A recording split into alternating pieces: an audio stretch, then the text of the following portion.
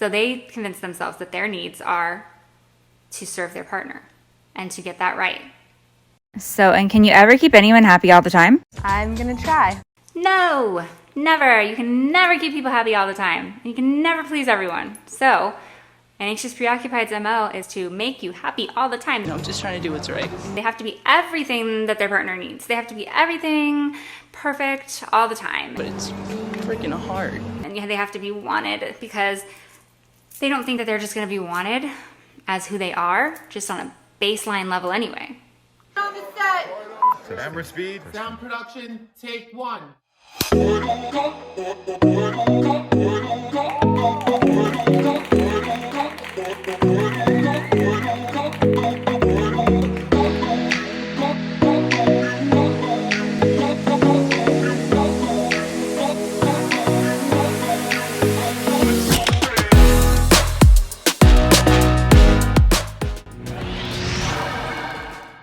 Hello everyone, welcome back to Listen Lissa. How are you today? I don't know. How are you? Anyways, how are you? So today we're going to be going into the anxious preoccupied attachment style, okay? These children may have greatly benefited from the times that their parents were very present emotionally and then been very hurt by the times that their parents couldn't make that mark. You know, they see such a great example of love and connection, and they love it so much that it's terrifying for them to be pulled away from it, and they'll do anything possible to be the right element of self, to be deserving of being in that love. I just want to go over some of the key indicators that someone is an anxious preoccupied attachment style. One of the key traits of an anxious preoccupied is that they conflate being in a relationship or being closely connected, being intimate, with surviving. And so this is why you might see an anxious preoccupied, or you will see an anxious preoccupied go through such a traumatic level of breaking up. Because when an anxious preoccupied breaks up or loses a relationship or has to break free of that closeness and that bond, even if the relationship was terrible, even if that relationship had run its course, even if there were several boundaries broken, they still will really mourn that relationship. And it could be as far as to say that it feels almost like they are dying. They desperately go through trauma with breakups, like grief, as though they might have even lost someone. And it's very real. It is a trauma response. They are not being dramatic. This is something that I discovered because I was an anxious preoccupied. I started out in life as an anxious preoccupied attachment style. And it wasn't until my previous relationship that I was in that I ended up switching attachment styles without my knowledge, without trying. I now have a fearful avoidant attachment style. So that can happen. Your attachment style can change in adulthood. It can change from a very emotionally impactful event. It should change in adulthood if you are not a secure attachment style. So we should all be working to get to a secure attachment style, as we talked about in our last episode, because that's what's going to bring you the most fulfillment. That's what's going to bring you the most happiness in life, give you your highest potentials. So that is one way that your attachment style should change in adulthood. But you also can change from one insecure attachment style into another. Something as an anxious preoccupied that I would experience is when I would be not doing well in my relationship, I couldn't seem to find the joy in the other aspects of my life. So it would affect how well I did my job. It would affect how my friendships were going. It would affect what type of mother I could be. And I just largely couldn't get normal things done. I couldn't seem to recognize the importance of the other avenues of my life when my relationship was in the dumps. It's honestly really sad because it can affect all of the associations that an anxious preoccupied has around them. It can affect all of those people. So it's going to affect your best friend. It's going to affect your family. It's going to affect your children. It's going to affect everyone, because it's like when mom isn't happy in a relationship, mom's not a happy mom. And that's no fair. It can bring up things even with friends. So friends might think, you're so obsessed with relationships, what about me? What about I'm here for you? We're having a good time. Like, what do you mean life is no good and your life is over? It can really hurt people's feelings. It can also really weigh on the anxious preoccupied's heart and make them feel really guilty, because it's not something that they, without a lot of the healing work that we are going to learn in these different episodes, it's not something that they can just stop doing. It's not something that they can really control. It's really a trauma response. It's really that dramatic. They're not over exaggerating. It really feels that way to them, and it is a trauma response to what they experienced in childhood and the attachment style that they formed. Sometimes they can harbor a lot of anger and resentment over time at a partner that may have done them in not so great of a way, a partner that may have done really terrible things to them if they got cheated on, if someone left them for another person, or if someone emotionally abused them, or just all around just was not a great person to them. And that would have a huge impact on an anxious preoccupied. So whereas secure attachment, someone cheats on you, ouch, that hurt. I am sad. That really broke my trust. That was a betrayal. I am worth more than that. So although I am sad and I'm hurt and I wanted this person, I loved them, I am not going to stay in love with them, and I am not going to stay with them while they disrespect me that way. I am going to probably cry, and I am going to probably be upset, but I will get through it, and I will feel better in a matter of time, a few weeks or months. Anxious preoccupied? No.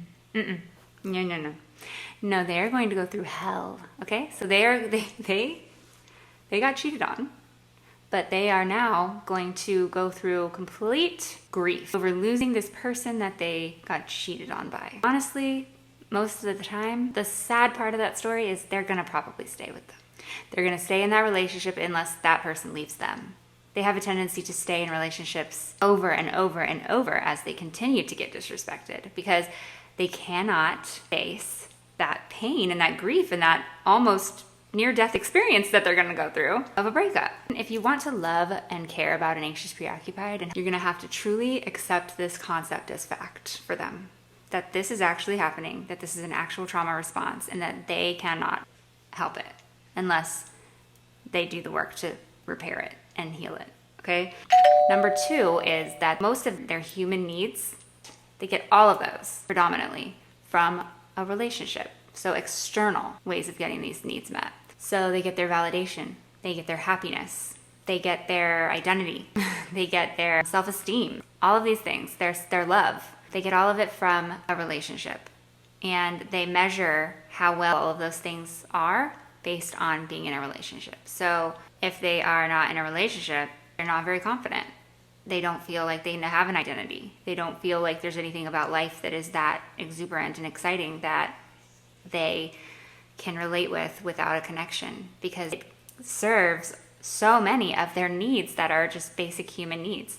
That's why it hurts so bad when they go through a breakup, because they literally feel like all of their needs have just been stripped away from them and they feel like they have nothing. It's going to be a very painful, tumultuous breakup, and it's probably going to last a lot longer for them than it does for other people. I used to go through this, and I'm lying. I say I used to. I do go through this. I still go through it. Even though I changed to a fearful avoidant attachment style, the fearful still has many elements of the anxious side to them, especially if they're with a largely more dismissive partner. And I was. I would go through breakups like I was recovering from a major aggressive virus or disease. Like I really, really did.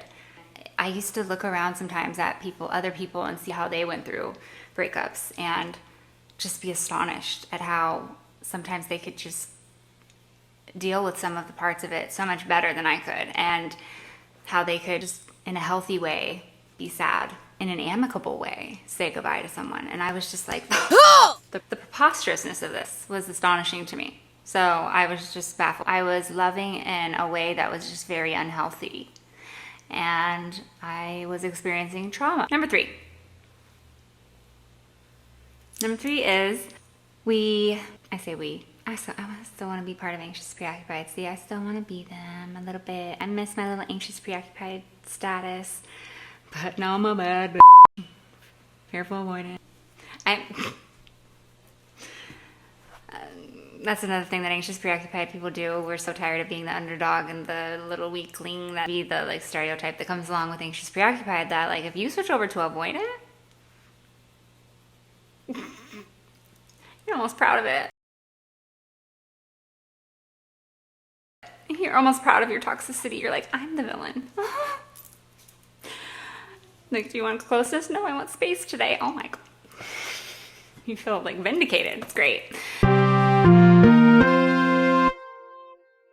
We'll get into that another day when we talk about the fearful avoidant, okay? Anyways, anxious. Number 3, they do also really value their caregiver relationship, and they enjoyed being in a dynamic where there was somebody parenting them subconsciously. They won't know this or like say that outright and be like, I really like somebody having authority over me and parenting me around, because they long for a mentor type relationship. So you'll see anxious preoccupieds at times, they will recreate the parent-child relationship wherever there is an element of authority in existence, maybe with their boss. That happens a lot. But they do subconsciously seek that out, and actually their energetic exchanges that are coming from their subconscious mind. Check out my series on subconscious mind. You'll see how often our subconscious mind is firing out all the time, telling people how to treat us and who we're going to gravitate towards. So that's how that happens. We create that with our bosses. Older family members, they might have a better connection with, or they might like really connect with just older people that they feel can be more of a guide for them. They do often end up with partners that might be a bit more domineering or come off a little bit more aggressive because of this, because they long for that parent-child relationship. All right, number 4. Number 4 is that they have a fear of abandonment in relationships. So they're going to fear this likely in many of their relationships, not just their romantic relationship, but that is where it is most dire for them, of course, like as we talked about. They are really scared of this. They might really be hyper aware and hyper vigilant about that, which is number 5, hypervigilance. So anxious preoccupied, they may be hypervigilant to find those precursors that may signal abandonment. Your subconscious is going to have you looking for those things. When your subconscious wants to find something, it's going to find it because it's trying to protect you from it happening. And sometimes, no, not sometimes, all the time, it's going to hyper protect you from things that aren't happening, but because it wants to make sure they're not happening by pointing out things that might look like it that are not that, because you're gonna get it wrong. And that's why you want to be aware of those things. They are going to notice really small shifts in their partner's behavior that is related around spending time and closeness. So if their partner tends to be a little more on the quiet side, the anxious preoccupied partner might get really, really anxious when their partner gets more quiet and cold on certain days. And they might immediately misread that and think that it is about them. That their partner is mad at them and that their partner is then going to abandon them. Whereas a securely attached partner might not like it if their partner is being cold towards them. They might be like, what's that about? A secure attached person would probably just say, hey, are you okay? I noticed that you're a little quiet today. Is there anything wrong? The problem herein lies when their partner that they're with is not very communicative and doesn't practice good relationship skills as well, and won't answer this question or won't give them the reassurance that they need. In that situation, an anxious preoccupied will become extremely anxious and really freak out and panic and think that it's about them. They're going to abandon them. So then they might get really clingy and they might ask a lot more questions, and this is going to probably frustrate that person that's already just wanting to be quiet. If it's a securely attached person, they're dealing with kind of like a hard-headed person that's not really giving them any reassurance, that person would probably just go, okay, well, I'm not really understanding why you aren't opening up to me, but I'm going to give you some space and come talk to me later when you feel better. I want you to feel better, and I don't want to push into your personal space. Whereas the anxious preoccupied will absolutely not be able to give you any space, because if they walk away for a second, you might run away because you're going to abandon them. They're going to just get closer and closer and be more needy, and then they're going to be like so clingy that person's going to probably explode or actually abandon them, like run away from that. Then that person maybe does end up abandoning them. And so that's how the whole cycle happens with self-fulfilling prophecy. It's like, I'm going to focus on this thing that hasn't happened yet because I'm so afraid of it. And I'm going to look everywhere to make sure it's not happening and hope that I can find it if it is, so that I can seek it out and make it like not happen to me. But they're going to seek it out where it's not happening. And you're going to drive that person that you just keep saying, like, you're going to abandon me, you're going to abandon me, you're going to abandon me, to abandon me. You. Voila, you did it. Voila, you've created it. Okay? So that is self-fulfilling prophecy, and it's a mind-blowing concept that we all engage in different ways. I'm going to have a whole episode on that. Just wait. 6. Number 6. Numero 6. Ew. Number 6 is anxious preoccupied will struggle to identify their needs and struggle to communicate them once they have identified them. So why do they struggle to identify their needs? Because they're not very in touch with self. They get all their self, their identity, everything from their partner, from their connections. So they don't have a strong sense of self. They don't really know what their needs are. They have spent their life worrying about the needs of others. So they're not very good at knowing what theirs are. And then when they do know what their needs are, they have the I am not worthy and I am not good enough wound. So they don't want to communicate them because they feel like communicating them will just push people away and think of them as a burden. And they don't want to be a burden to anyone. So they convince themselves that their needs are to serve their partner and to get that right. So, and can you ever keep anyone happy all the time? I'm gonna try. No, never. You can never keep people happy all the time. You can never please everyone. So an anxious preoccupied's MO is to make you happy all the time. I'm just trying to do what's right. They have to be everything that their partner needs. They have to be everything perfect all the time. But it's freaking hard. And they have to be wanted because they don't think that they're just going to be wanted as who they are, just on a baseline level anyway. They overextend themselves to be the perfect ideal partner so that they can gain love and acceptance. If they have needs, then they're definitely not going to be loved in their mind. They're going to be difficult, and they're going to, that person's going to immediately abandon them, right? That's what they think. It hurts. It hurts a lot. It's a painful attachment style to live in. It's a painful thing to go through all the time. It weighs on you. It definitely wears you down over time, I can tell you. So my heart goes out to you, my anxious preoccupied friends. Stay up. Number 6. Number 6 is anxious preoccupied will struggle to identify their needs. Number 6 is that anxious preoccupied people are very sensitive to being excluded. They definitely want to be included. Anxious preoccupied probably were excluded at times in their childhood. That's just how it happens. Someone who's so eager to be included in things and eager to be perfect are going to fail at it in their adult relationships. They may be completely introverted and not really like doing things too often, and that's totally fine. But then come to find out that one of their friends had a get-together and didn't invite them because they haven't talked in so long. And anxious preoccupied probably hasn't shown much of an interest to hang out lately, but maybe they wanted to, but they were experiencing a lot of anxiety.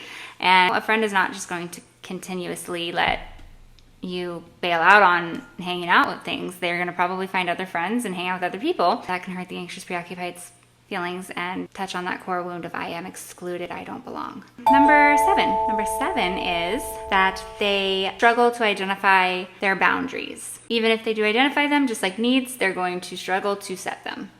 So this is almost identical to the one about needs. They don't want to set any boundaries because they believe it's going to encroach on them having the closeness. They don't want to set anything that sounds like pushing anybody away because all they want is more and more and more. So boundaries sound like I'm going to bar you from being close to me, and heck no, I don't want that.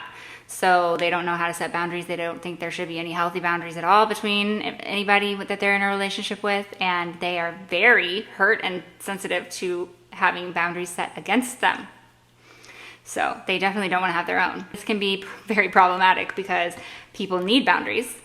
Boundaries are really important in a relationship. They are actually a way to love someone. It's by communicating your internal world of needs to a person that you love enough that you want them to be able to love you correctly so that they can remain in your life. Because why? Because needs are needs. They're just what they are. They're needs. You don't get to say, I don't want to have needs. You have needs, and they're going to be needs. You don't get to change it. It's a need. That's the definition of the word, is that you need it, okay? Because otherwise you are not going to be happy and healthy in the relationship. So if you have those things, or you have ways that you need to remain happy and healthy, which everyone does, even though anxious preoccupied doesn't want to have them, they have them. And so if you can't communicate those to your loved one, then they're not probably going to be able to read your mind and read your body and read everything about that ever happened to you in life and figure them out for you. So they're not going to get them right. And then that's going to cause what? Disconnection, which is everything that the anxious preoccupied is trying to avoid. And then it's going to cause what? Separation, and then they're going to feel abandoned. So, just so counterproductive to the different things that are going on. Number 8 is That they need to maintain proximity. So I guess you can probably figure this one out. Proximity maintenance is one of the 4 cornerstones of attachment theory. It's very normal that someone would have a proximity need to their caregiver, mostly when they're a baby. That's where it comes from. But also it's good to maintain a certain level of proximity maintenance to your partner. But anxious preoccupieds, they're going to overstep this. Maybe there's a conflict and there would be a healthy amount of space at this moment that both could benefit from, because it's just getting toxic. When their partner says, I need a minute. I need space. boop, anxious preoccupied goes, This is abandonment. No, no, no, no, no, no, no, no, no, no, no, no, no, no, no, no, no. they go into stage 5 clinger mode and they're like, I am not leaving your side. so then they're going to get closer and closer and closer. They want to maintain proximity so that they can't get abandoned. This is where you find them getting accused of being clingy. You find them getting accused of being annoying, desperate. I clearly have a heart for anxious preoccupied people because I was one. But anxious preoccupied people also need a reality check in knowing that their desperate need for closeness is as dire as their counterparts' desperate need for some space and some time to kind of work out their own feelings independently, and that they're required to reach in a relationship a certain level of interdependence.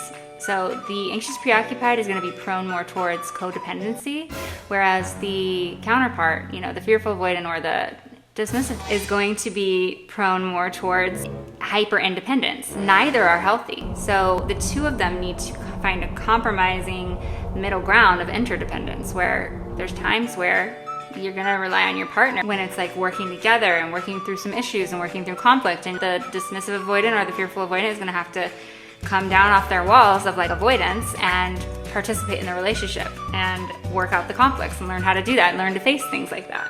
But the anxious preoccupied also has a job, and learning that they don't need to be close to someone 24/7, and that it's okay, they can give their partner some space and they can meet their own needs for a minute and check in with self, be a little independent, and then come back together. They have work to do in that area. These are things though that they can learn and that they can absolutely heal. I don't know what number I was on, but like number 9 or something maybe. Number 9 is that they are people pleasers.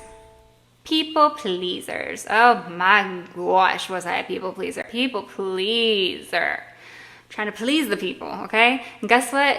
The really, really crappy part of people pleasing is that this is sad, okay? This is a sad one. I hate this. So I wrote this in my journal a while back. I discovered this very troubling reality regarding this whole thing about people pleasing and what it leads to over time. And I was doing a lot of self-discovery obviously lately, and I have been figuring these things out about myself. And what I found out, I wrote this down the day that I realized it, and this is what it says.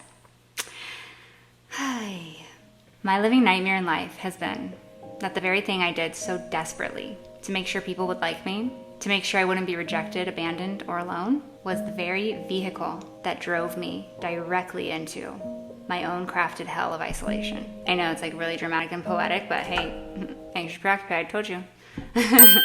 So what that means is the behaviors that I picked up on to cope with my own feelings of not being good enough, like people pleasing and seeking external validation. The behavior of those things causes people directly to reject and isolate you. It's the exact thing that repels people away from you. It's the exact thing that causes people to feel out of connection with you. It's the exact thing that makes you feel like you don't belong. Catch 22 there, right? Like, shoot.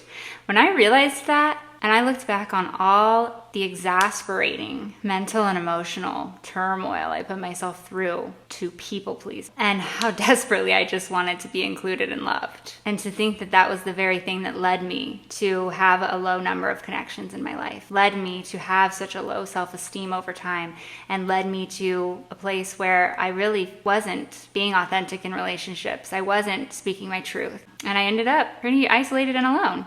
To know that the painful labor I had spent my life doing was the thing that got me there.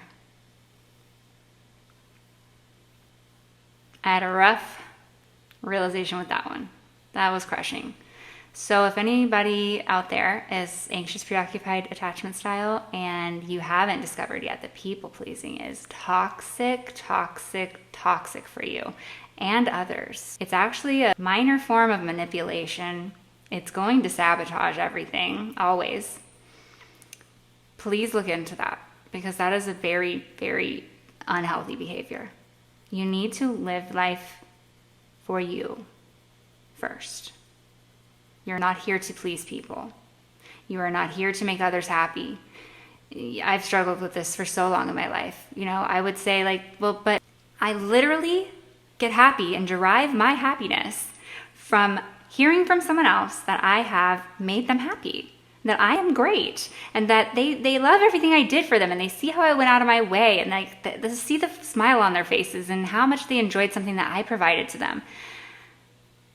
But honey, that's because all that trauma, I don't have that to give to myself, and that's a problem. And I'm working on it, and I'm gaining it back. But when I first realized this, I was devastated. Devastated. Stop people pleasing. Okay, well, somehow I did all 10, but like I didn't count right. I'm sorry, it's okay. Woo! That is all. That is for the anxious preoccupied. There's a million good qualities to anxious preoccupied that are well above their less healthy behaviors, and they are worth the world. You are worth the world if you are anxious preoccupied, and you can heal your attachment, and you will be a force to be reckoned with when you are secure with. You're just going to be this beautiful creature that has risen from the dust, the phoenix of the night, and you're going to just kill it. Like, you just have everything going for you at that point. So heal your attachment style. I believe in you. Please come back to my videos, like, subscribe, share them with people. I love you so much. Thank you for watching. Bye.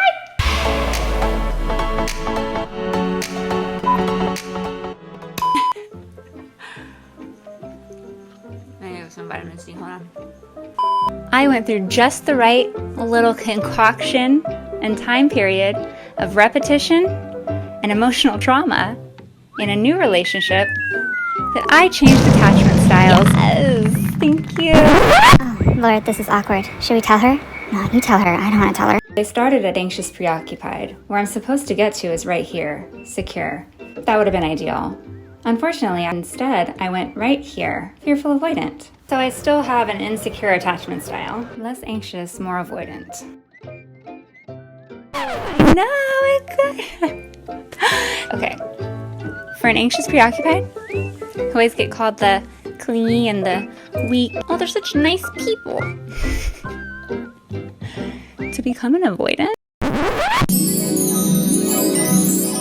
Hey, it's good to see you. What's up? What's up? How have you been? It's whatever. It's not a big deal. Are you feeling okay? Yeah, just feeling avoidant. Well, what have you been up to? I don't know, just avoiding things. Did I do something wrong? I need some space. Whoa, okay. Annoying, anxious. To become an avoidant? Talk.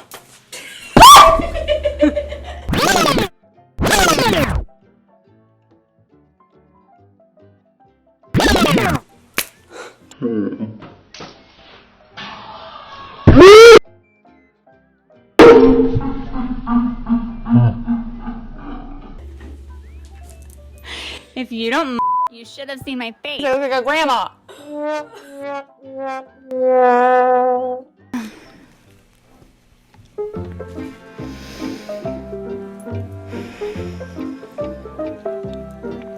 So I used to be an anxious preoccupied, and now I am not. And I will describe how that happens in our following episodes. Thank you. I hope everyone that watches my channel understands my humor. I love all of you. I love you, anxious preoccupieds. I love you. You're the best souls. You are everything. You have the hearts that could save the world, okay? I'm so happy to be a fearful now. Bruh.